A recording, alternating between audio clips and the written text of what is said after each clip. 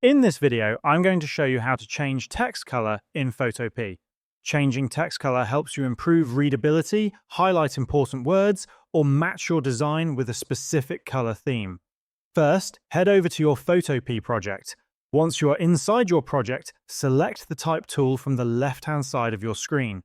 Click anywhere on the canvas and start typing the text you want to work with. After your text is created, make sure the text layer is selected in the Layers panel on the right-hand side. Now double-click directly on the text to select it.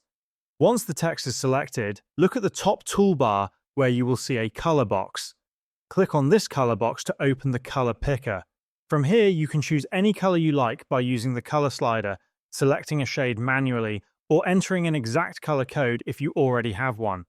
After selecting your desired color, click OK, and the new color will be applied to your text immediately. If you only want to change the color of a specific word or a few letters within the same text layer, simply highlight only that portion of the text, open the color picker again, choose a new color, and apply it.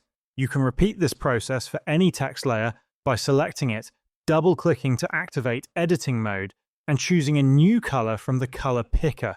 This allows you to create multicolored text and more visually appealing designs. And this is how you can change text color in Photopea.